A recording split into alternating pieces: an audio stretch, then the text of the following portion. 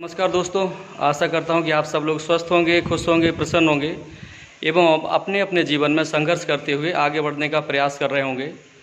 दोस्तों, आज बड़ी खुशी का दिन है मेरे लिए और मैंने आपको हमेशा बताया कि मैं जब भी खुश होता हूं या दुखी भी होता हूं तो आपके साथ शेयर करता रहता हूं।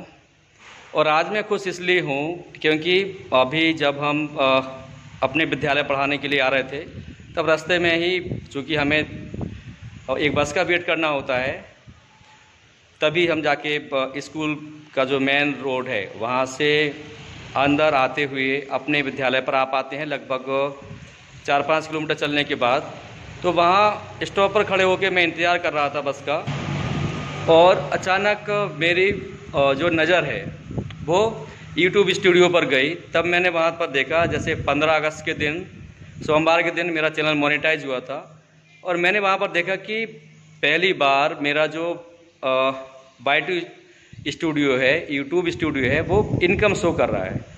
और इनकम कितनी थी, भले ही कम थी, लेकिन मैं यूट्यूब को भी धन्यवाद दूंगा और यूट्यूब से भी पहले गणेश भगवान जी को भी धन्यवाद दूंगा। ये गणेश भगवान जी का मंदिर है और वहाँ पर गणेश भगवान जी के पिताजी और माताजी भी हैं, ब्रह्मदेव भी हैं, नंदी महाराज भी हैं और यहाँ पर है हनुमान जी का मंदिर।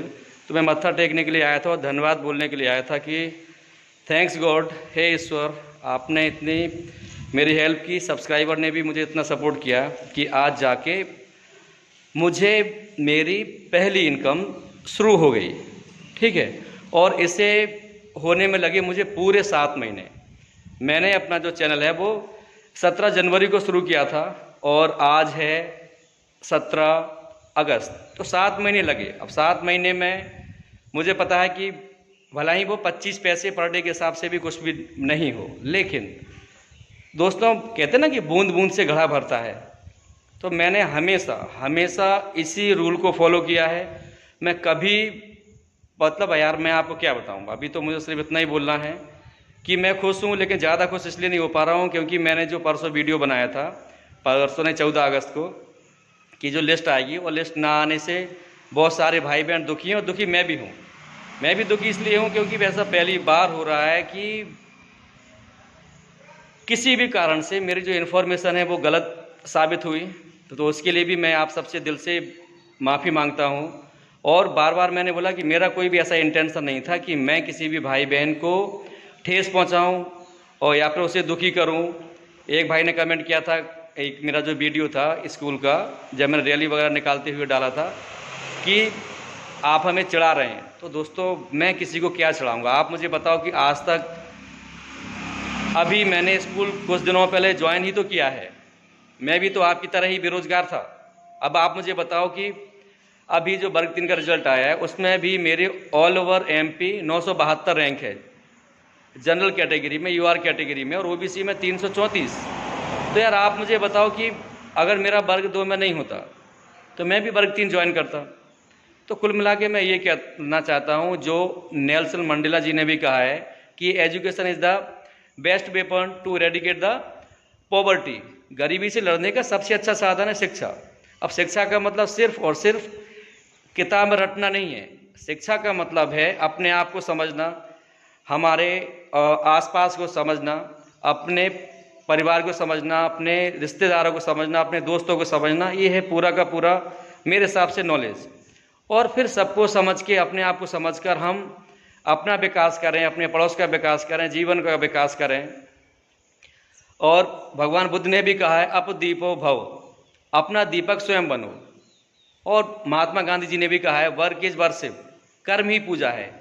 तो नो डाउट मैं भगवान के पास आया हूँ और मैं भगवान को मानता हूँ। मैं मानता हूँ, मैं नहीं बोल रहा हूँ कि आप लोग माने या ना माने, सबकी अपनी अपनी श्रद्धा है। मैं तो अपने माँ बाप को साक्षात देव मानता हूँ, साक्षात भगवान मानता हूँ।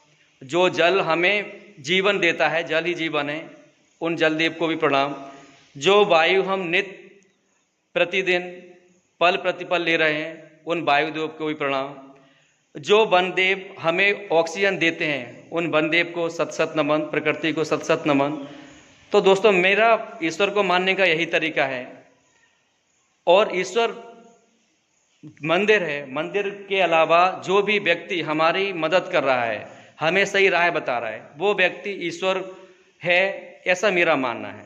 और मैं किसी को भी अपने विचार नहीं थोपना चाहता, यह मेरा मानना है। और मैं चूँकि बार बार बोलता हूँ, हमें जो जन्म दिया, हमारे माँ बाप ने जन्म दिया, उन्हें भी किसने दिया था जन्म? उनके माँ बाप ने, लेकिन उन्हें भी किसी न किसी ने तो दिया होगा। तो जो सर्वे सर्वा हैं, उन भगवान को सत सत नमन, सत सत वंदन, सत सत प्रणाम। और आप लोग भी मेहनत करते रहें, पढ़ाई किसी भी हाल में बंद मत करना। और जैसे कि भले ही मैं वर्ग 2 में ज्वाइनिंग ले चुका हूँ, मैंने अपनी पढ़ाई बंद बिल्कुल नहीं की है। और अभी भी नवोदय पीजीटी का मुझे पेपर देना है, नेट का भी पेपर देना है, फिर असिस्टेंट जो रजिस्ट्रार है उसका भी पेपर देना है। तो दोस्तों, ना मैंने पढ़ाई बंद की है, ना कभी करूँगा। जब तक मुझ में दम है, जब तक मुझ में सांसें हैं, मैं अध्ययन करता रहूँगा। ठीक है? तो आप लोग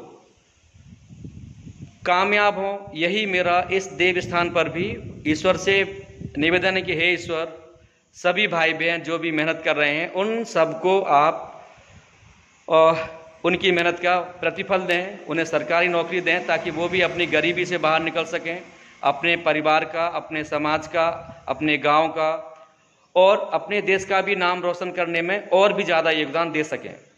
ऐसा नहीं है कि हम बिना नौकरी के नहीं दे सकते, लेकिन नौकरी वाले को ये टेंशन नहीं रहती। जैसे मान लो, आज से 15 दिन पहले तक भी मैं ट्यूशन ही पढ़ा रहा था, तो रहती थी ट्यूशन की चिंता। कैसे नहीं रहती थी कि यार पता नहीं कब कोई ट्यूशन छोड़ दे क्या।